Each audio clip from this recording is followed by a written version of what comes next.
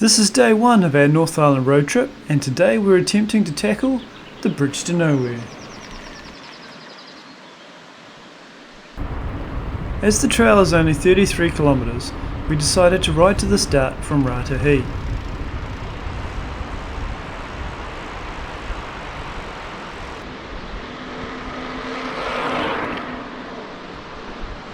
Big cliffs right here. Pretty impressive little spot coming down this gorge. And if we swing around here to see a view of the river as well. The 40k ride to the start may have taken the gloss off our day a little bit, so if you're not keen to do this, there are plenty of shuttle services available. Here we are, we've been going nearly 2 hours on a 20k sealed road and then about 15k on gravel, and we're at the start of the track. Right, we're here, we've finally made it to the start of the track. It's been about 35 kilometres from Ratahi, and the last 14 kilometres of it has been on a pretty bumpy gravel road, so we're pretty pleased to see the start of the track. This is the hut that I've booked for Gary for the night. We also knew we would not be returning home by bike. So this is us, and I think we are going to the Bridge to Nowhere, which is 33.2 kilometres. Oops, probably a bit fast, but come back slower. Just started the Bridge to Nowhere track, and we're starting with a climb up a fairly gentle gravel road through farmland, but it looks like there's a lot of bush. So this is the top of the first climb on the way up, and I'm not sure if it'll show up on the GoPro, but in the background is Mount Ruapehu, which is clearing up pretty nice, so it's a pretty toasty day today.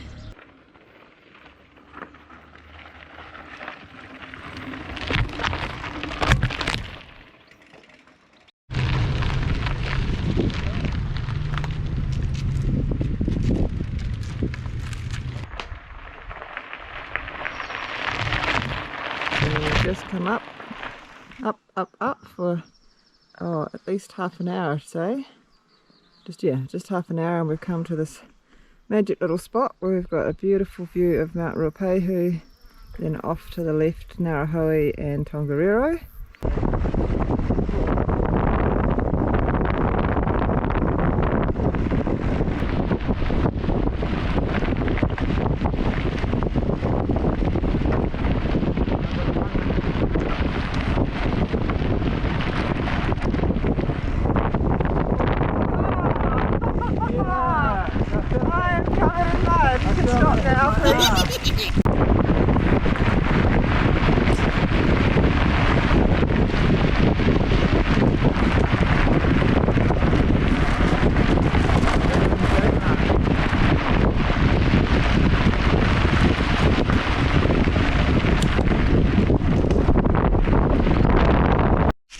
Okay, I'm just taking a little detour up to the viewing point.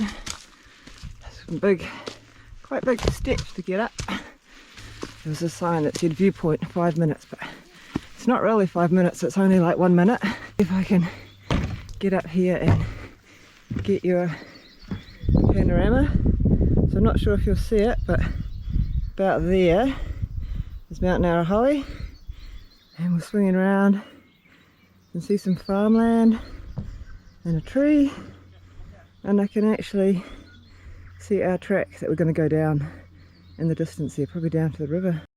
So we've been going just over 55 kilometres, and we've arrived at Johnson's campsite, which is just a sort of a hut in a grass field, but it looks like it's a good place to get some water and if you want to spend the night out in the wilderness. But we're not going to stop. So as you travel along this road, there's lots of signs here which are the names of all the servicemen that came back from World War I and were gifted blocks of land in here by the government, but the soil was pretty infertile, and it is fairly remote, so most of them abandoned the land within 3 or 4 years. But yeah, it's neat to see all the different remnants. There's lots of macrocarpa trees and poplar trees and signs of farming. This is one of the first first swing bridges. I think there's meant to be 8 of them, and pretty easy going if you lift your wheel up and get across it.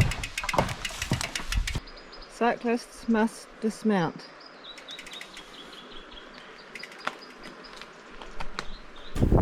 Look, I do have to apologise for the wind noise on this video. We do use 2 cameras on our adventures, and on this day the files from the camera with the wind muffler on became corrupted and unrecoverable. We did lose a lot of details about the track, showing the history of the place, and in fact we thought the history of the area was really the main reason to ride the track. That and the journey home from the bridge to nowhere.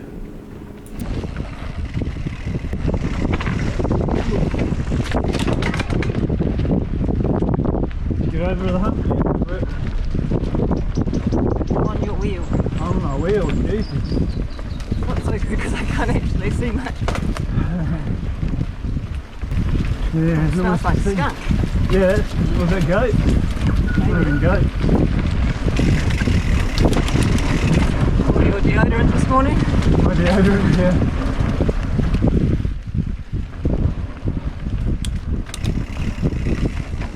Oh, wow.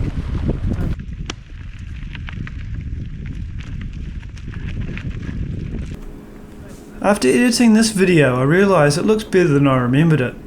I think the reason for that is I've cut out all the four-wheel drive road through the farmland and just showed the fun single track. I do mention this as I don't want to give you a false impression. There's a lot of four-wheel drive.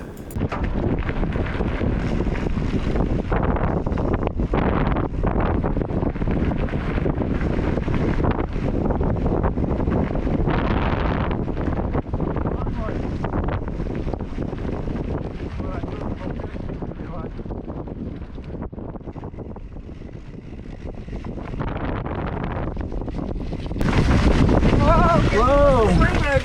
That's not the way to go. Pretty spectacular up there.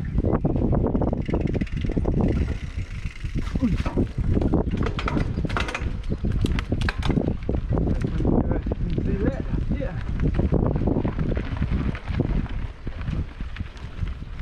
Great, not so great. I wonder if this orange netting comes in a colour more sympathetic to its surroundings.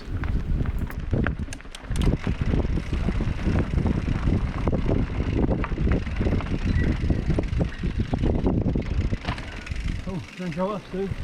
What's that? Don't go up.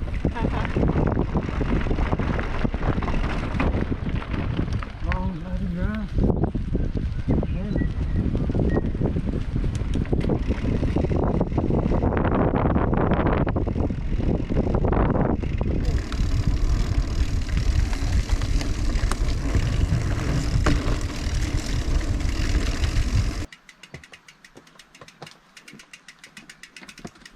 Oh, I like riding. Not sure if you can see it, but there's some pretty cool cliffs over there. Got 5.7k to get to the bridge to nowhere. That's pretty cool.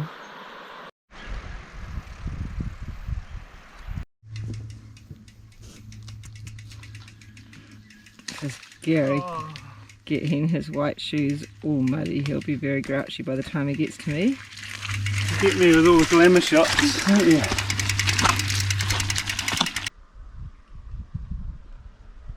made it to nowhere. Woo!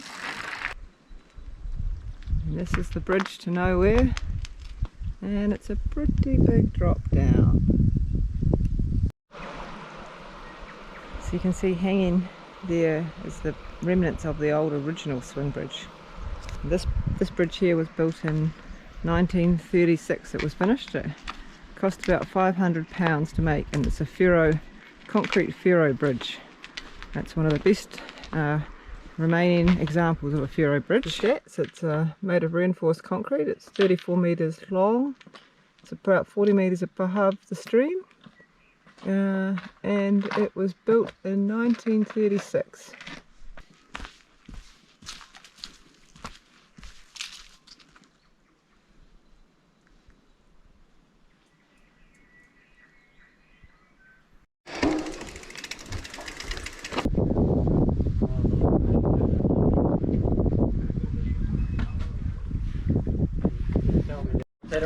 Gary in the water. We've made it, so it was about 75 kilometres to get here, and we're at a place called the Landing where we're going to get picked up.